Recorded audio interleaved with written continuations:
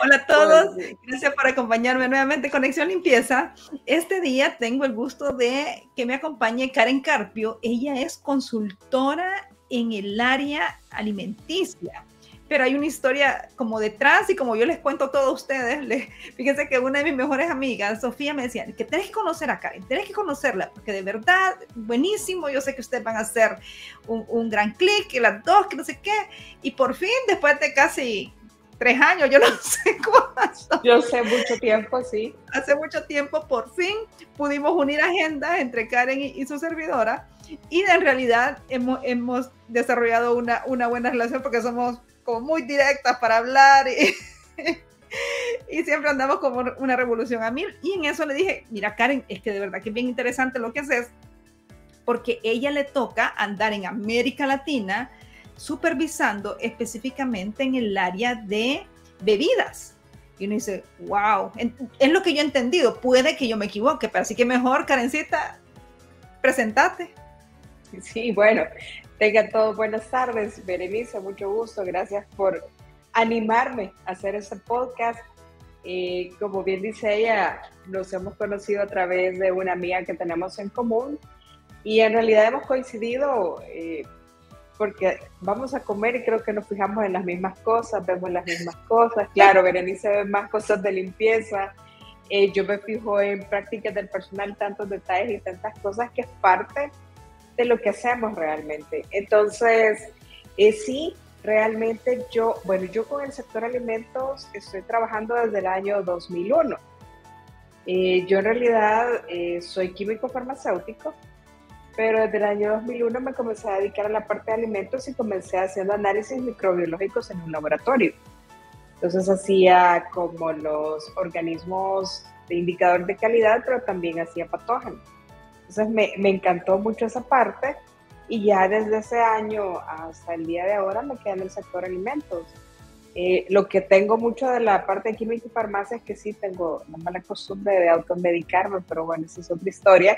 Pero en realidad me Eso he vamos a dedicado, editar. sí, pero en realidad a esto me he dedicado y trabajo tanto con alimentos como bebidas a nivel Latinoamérica, porque sí, como que mi mayor enfoque es trabajar con las plantas de bebidas, pero sí también apoyo al sector alimentos, depende cómo esté la agenda.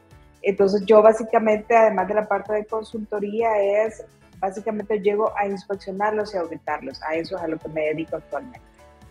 Y mira, en esto del área de alimentos, ay, es que es un tema complejo porque, como bien dijiste, bueno, yo me fijo en limpieza, pero también uno sabe si cuando, no que quizás, cuando los procedimientos o los procesos no son los adecuados, y uno dice, ay, ¿cómo ha de estar adentro este restaurante? Sí. O cómo lo están capacitando al personal y demás. Pero basada en eso, Karen, perdón, ¿por qué son importantes las inspecciones y las auditorías internas? Mira, en realidad hay como varias maneras de hacer esto.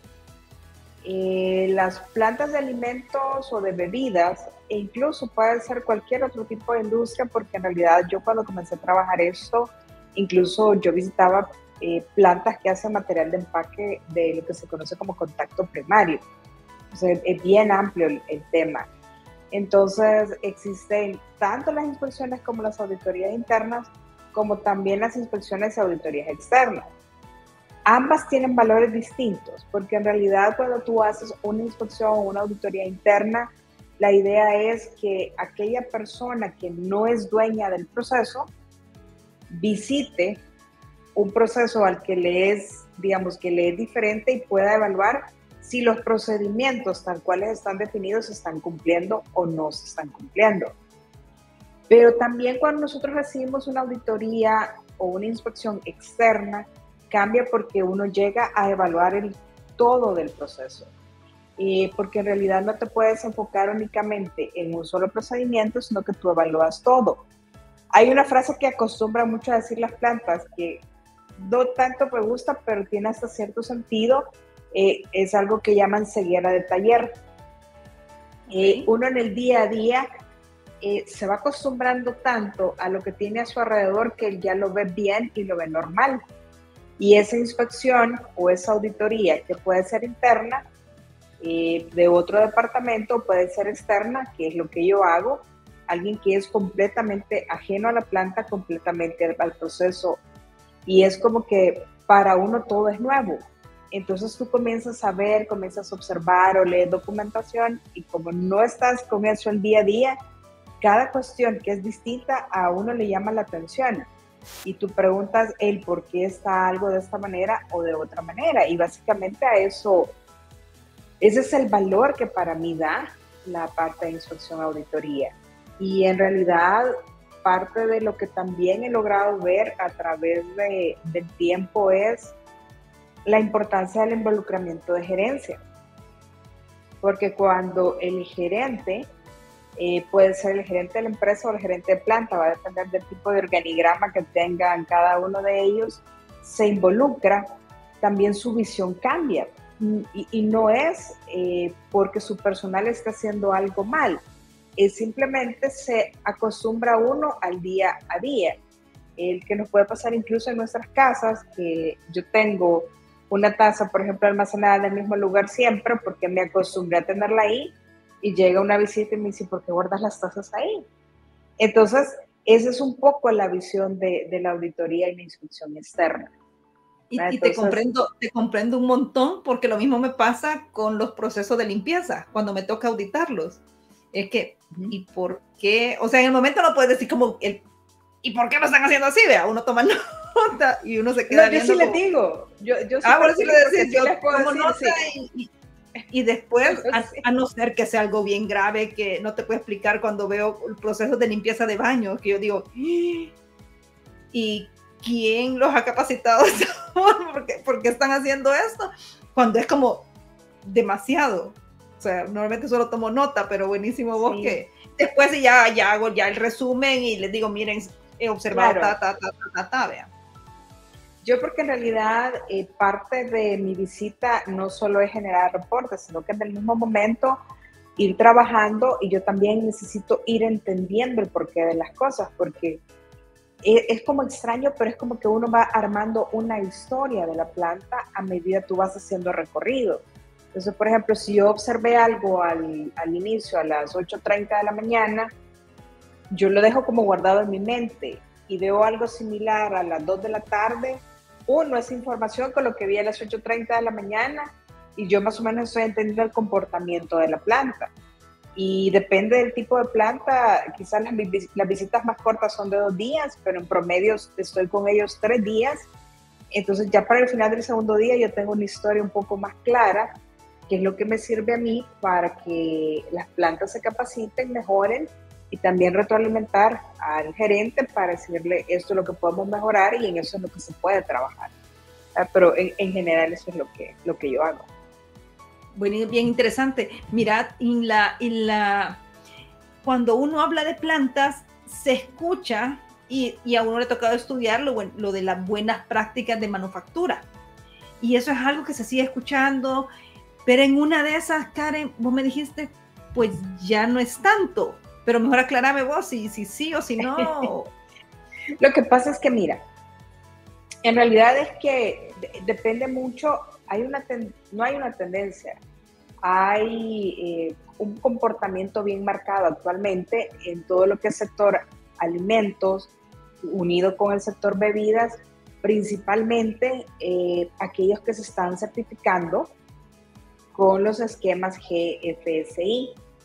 Ahí vamos a escuchar SQF, vamos a escuchar temas como BRC, vamos a escuchar temas como FSC 22000, que ellos te hablan de programas prerequisitos.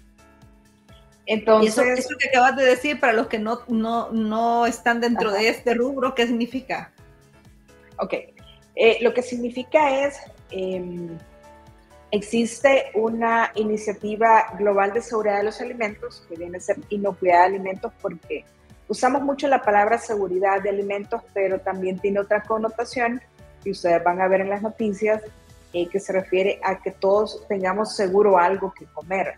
pero cuando nosotros hablamos de seguridad de los alimentos, la traducción en inglés se refiere a inocuidad de los alimentos, en realidad. Yo lo utilizo mucho porque es la traducción que se utiliza, pero está enfocado a que ese alimento no cause daño al consumidor. Entonces, el GFSI es una iniciativa global que ayuda a esta parte de seguridad de los alimentos para que no cause daño al consumidor. Entonces, esta organización lo que hace es consolidar ciertos esquemas de certificación que permitan comparar una planta que tengas aquí en El Salvador con una planta que tengas en Alemania o con una planta que tengas en Australia, porque partiendo de la implementación de esos esquemas es mucho más fácil el poder comparar una planta con otra. Entonces a eso se refieren los esquemas GFSI. Entonces ahí vamos a escuchar la definición de programas prerequisitos, que para mí al final es exactamente lo mismo que buenas prácticas de manufactura. Porque cuando, por ejemplo, yo comencé a trabajar en la industria hace años, yo escuchaba mucho de buenas prácticas de manufactura y mi cerebro recién egresado de la universidad era como, pensaba mucho en prácticas de personal y pensaba que solo estaba enfocado en que el personal practicara buena higiene, se lavara sus manos, uniformes limpios, uno de mujer, cabello recogido, no maquillaje, uñas cortas, uñas limpias. Pero leer realmente buenas prácticas de manufactura es un tema bien amplio que sí habla de prácticas de personal, pero habla, por ejemplo, de los procedimientos de limpieza y de sanitización, habla de procedimientos de manejo integrado de plagas, habla sobre mantenimiento de edificios, mantenimiento de áreas externas, utensilios, equipos, maquinarias. Y los programas prerequisitos son básicamente esa su división. Tenemos programas prerequisitos de prácticas del personal, tenemos programas prerequisitos de limpieza y de sanitización, tenemos un programa prerequisito llamado manejo integrado de plagas, tenemos un programa prerequisito de mantenimiento preventivo de equipos. Entonces, de alguna manera es básicamente lo mismo, solo que organizado de otro modo. Y creo que al final para las plantas es mucho más simple manejarlo como un programa prerequisito, pero casi todos los elementos de los programas prerequisitos están descritos desde hace años en lo que conocemos como buenas prácticas de manufactura. Es como la sombría grande, lo que ahorita está como más comidito. Exactamente, como más comidito, como seccionado para que sea más manejable. Entonces ahí entra, por ejemplo, el trabajo que ustedes pueden hacer con respecto a la parte de limpieza y sanitización, que ese programa prerequisito no solo es mantener limpio, sino cómo limpio y cómo sanitizo y cómo yo garantizo que a través del tiempo esos equipos se van a estar manteniendo limpios, desinfectados, y depende del proceso que no voy a tener crecimiento o de microorganismos de deterioro o de microorganismos patógenos, que eso sí son los que causan daño a la salud de una manera un poco más inmediata. Entonces, mira, más o menos eso es. Hace años escuché la historia porque estaba recibiendo un curso HACCP, y entonces cuando estaba recibiendo este curso nos dieron el ejemplo de las demandas que pueden suceder por todos estos procesos cuando no se cumplen las buenas prácticas, la inocuidad y demás. Entonces decía, era de esta fábrica que ellos producían, ¿cómo se llama? Bola de maní. Mantequilla de maní. Mantequilla de maní.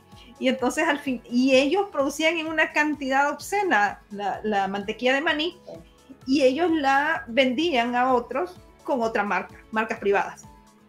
La cosa que se fueron a ver esta fábrica, porque ya había habido queja, iban encontrando cucas, excrementos de rata, les pusieron una demanda multimillonaria, no millonaria, sino que multimillonaria, y le cerraron la fábrica. Pero esto en realidad, cuando uno escucha esto de una fábrica, pero de pronto ves, voy a irme a un lado más viral, que a veces uno mira en las redes sociales y cómo producen o cómo elaboran los alimentos los hindúes, ¿verdad? Los indios. Y uno dice, y aquí nadie, o sea, nos vamos como a los extremos de las buenas prácticas. Y vamos a aterrizar entonces en América Latina. Hay países que sí te exigen tener desde la persona que elabora comida en una cafetería buenas prácticas, pero hay otros que es les puede, o sea, no les importa, solo quizás les dieron una medio clase de cómo lavarse las manos y ya con eso, check, abra usted el local y venda comida. Y uno observa que no hay ningún, o sea, terriblemente sucio, contaminante, y ven las noticias y se han disparado los casos de diarrea, se han disparado un montón de enfermedades que van ligadas con el área de alimentos. O sea, el área de alimentos es tan sensible, pero muchas veces no se le da la importancia.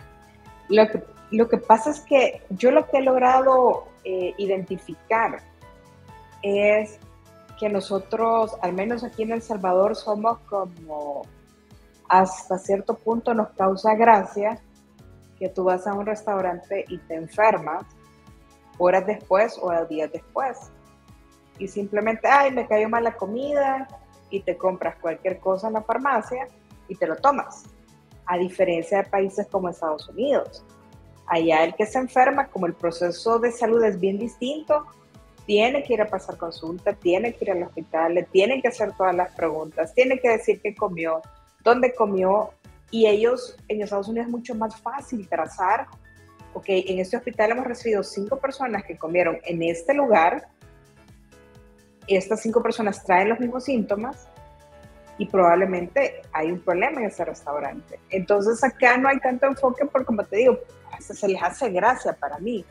Cuestión que yo realmente soy bastante especial ya a través del tiempo para comer, y si yo me enfermo porque voy a un lugar, yo no regreso.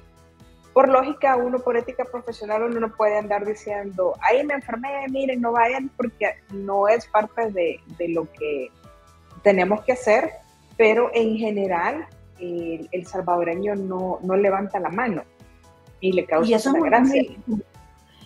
Como nos escuchan de diferentes partes, y miren, me quiero alegrar de verdad, y un saludo a los de Ecuador. Recibí la noticia de que estamos en el top 10 de podcast que nos escuchan en el área de negocios. ¡Qué bueno! Excelente. Pero eso cuando uno va, pero a lo que me refiero, Karen, es que también depende de la gobernanza o de las leyes que hay en cada país en torno a esto. Porque en países latinoamericanos se mira que uno va a un restaurante y tienen mejores controles, y uno va a otro país y uno dice totalmente diferentes. Sí. Por ejemplo, yo tengo, perdón que te interrumpa, yo tengo identificado en qué países yo puedo llegar y puedo comer ensalada en la planta, en el hotel o en algún restaurante, que rara vez salgo en los restaurantes, y yo soy 100% segura que no me voy a enfermar. ¿Y eso dónde es? Vamos a decir lo bueno, bueno.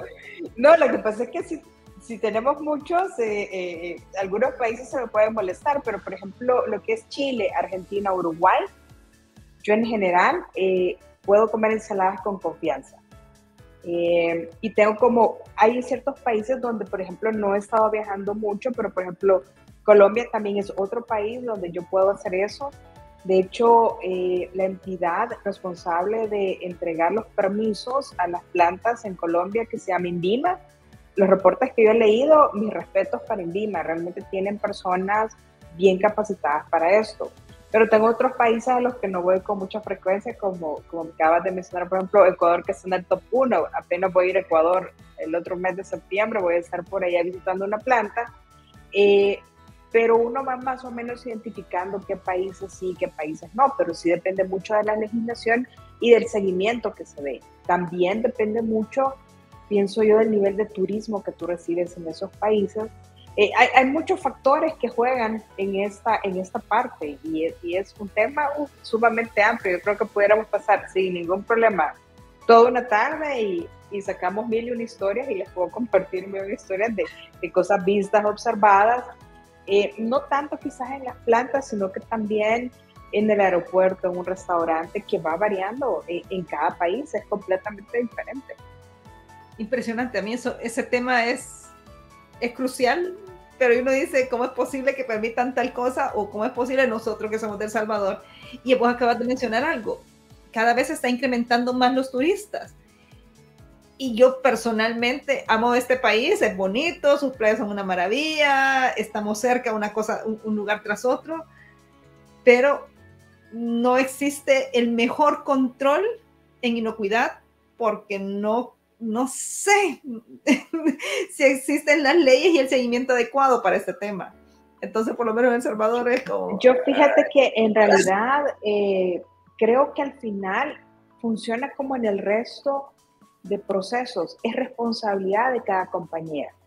Sea o no sea exigente la ley, tú tienes el compromiso social y ético hacia tus clientes de ofrecerles el mejor producto posible. Y ahí, para mí es independiente de la legislación o no, ellos deben de cumplir con ese estándar que básicamente ellos se van a establecer en su misión, en su visión como compañía. Pero fíjate que eso es lo que para mí es, perdón que te interrumpa, para mí es sí, como porque igual con la limpieza. Si los procesos de limpieza están malos y uno los observa que están malos, con cosas tan básicas como limpieza de baño, que uno va, el cliente mira, el cliente percibe, cómo es algo que está adentro que uno no mira. Entonces me pasó con un restaurante que fuimos a hacerle un proyecto de limpieza porque ellos iban a trasladar y la cocina, no te puedo explicar, era un asco. O sea, había grasa por todas partes. Yo creo que de la campana goteaba grasa cada vez que producían alimentos. Claro. Y era un restaurante caro. Al final ellos, por a veces motivos, cerraron. Y uno dice, y llegaban muchos turistas. Y uno dice, señor, ¿qué pasa aquí? ¿Será que de pronto los chefs serán puntos de comparación? ¿Serán exigencias? ¿Será comodidad? ¿Será? Pero para mí son todas las anteriores. Porque en realidad, yo por ponerte un ejemplo, si yo voy a cocinar algo para alguien, independientemente que vea o no vea cómo lo preparo, yo lo preparo lo mejor posible, siempre. Claro. Entonces también por ahí viene también cómo debería de comportarse un chef, cómo debería de comportarse un cocinero, cómo es el supervisor de la cocina, a menos que estén acostumbrados en su casa a preparar y a cocinar así, que ese es otro factor bien importante, porque no solo lo podemos lanzar a la parte de legislación, también es cómo somos nosotros en casa. Por ejemplo, yo la vez anterior estaba con una planta y en las plantas se usa mucho acero inoxidable. Exacto. Porque es el material de más fácil limpieza, más fácil mantenimiento, etc.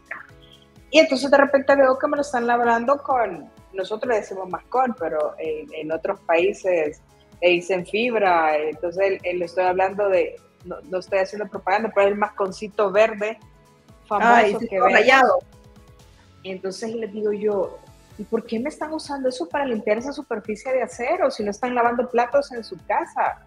Entonces a veces como que también en las plantas no existe esa diferenciación de, ok, yo voy a lavar un equipo, no es un plato de mi casa, entonces en mi casa yo le voy a lavar el plato con esos mascones, pero en una planta no. Entonces creo que viene mucho también de la parte de educación que tenemos en nuestras casas y cómo nos hemos ido formando. Y eso es como algo que vamos observando en el día a día y por todos lados. O sea, yo de hecho me encanta la comida, me encanta ir a restaurantes, pero me siento ya de espaldas mejor, porque ojos que no ven, corazón que no siente. Porque mis ojos están en automático observando todo y Ay, sí, trato como de... Miren, es terrible, es terrible. Por favor, no le pongan el dedo al plato. Sí, a mí eso me mata. Eso me mata, ¿sabes? Ponen el dedo al plato cuando lo van a agarrar, ya hasta para eso hay una técnica. Mira, si saben que antes yo era instructor de esta marca comercial que tiene Estados Unidos que se llama ServeSafe. Ah, claro. Entonces, ahí te explican absolutamente todo, pero aquí casi nadie se enfoca en lo que es una contaminación cruzada, un contacto cruzado. Muy pocos restaurantes que visito preguntan, por ejemplo, si soy alérgica a algo. Yo hay un restaurante donde fui una vez y yo pedí, en mi mente era un sándwich de pollo, pero cuando lo muerdo era soya. Entonces, si les digo yo, ¿por qué tú lo vendes como un filete de pollo cuando yo lo estoy mordiendo? Yo sé que es proteína de soya. Les digo, si te viene un turista aquí que sea alérgico a la soya, lo vas a enfermar. Claro. Pero no estamos todavía listos para listos ni preparados realmente, listos en Starbucks, ¿verdad? Y preparados en este sentido. Y la oportunidad está, como tú bien dices, o sea, hay mucho más turistas que antes, pero todavía a nivel de restaurante falta bastante eso. A mí me mata, o sea, yo me quedé viajando con el alcohol de 70%, yo al restaurante, y justo donde me ponen si me llevan el plato sin la comida, antes de que me lo sirvan, yo limpio con una servilleta donde pusieron el dedo, porque creo que hay un 90% de meseros que te ponen el dedo cuando te van a servir. Plato lleno o plato vacío. A mí me mata eso. No puedo, mira, ¿sabes qué es peor? Ajá. Yo siempre he querido agarrarlo, pero no he podido porque estoy comiendo y no me gusta agarrar el celular cuando estoy comiendo. Me parece asqueroso. Pero yo siempre he querido agarrar a los meseros que aún con guante, yo no entiendo esa lógica, con guante uno les paga y si les pagan en efectivo, ellos cuentan en efectivo con guante y después con el mismo guante chuco te sirven. Entonces yo no sé si ellos han entendido que porque tienen guantes no contaminan, pero es peor. No, lo que pasa es que falta capacitación realmente. Creo que ese es un elemento bien importante para que todo esto funcione. No solo a nivel de plantas, sino que también a nivel de restaurantes. Te digo, o sea, observa uno cada cosa. Yo restaurantes casi no visito ahora a nivel de hacerles una visita o una evaluación. Antes sí lo hacía y recuerdo estaba haciendo una visita a un catering en otro país hace muchísimos años y en lugar de lavar los platos tenían a un señor con un trapo limpiando los platos y esa era la limpieza y le volvían a servir la comida. Así es. Entonces, pero para mí es eso, es falta de educación y de capacitación para los que trabajan en el sector restaurantes. No, es un tema bien amplio, de verdad, Berenice, te digo, sí, eso de verdad. Yo he apoyado de hacer esto y ver esto. Como la Caesar, hemos apoyado, pero hay unas cosas, quizás porque uno ha estudiado al respecto, que las entiende como sentido común, pero cuando vos ves lo que hacen en el día a día, esto decís, no hay sentido común, o sea, por ABC motivo. No, es lo que te digo, es por cómo lo hacen en su casa, o sea, y esa es la definición de cuando, por ejemplo, cuando yo trabajaba con esa compañía de Estados Unidos, hacíamos la diferencia entre educación y capacitación, y decíamos que educación era que yo hacía algo porque ya estaba en mí, como por dar un buenos días es parte de la educación, pero la capacitación es más como ejecutar una actividad en específico.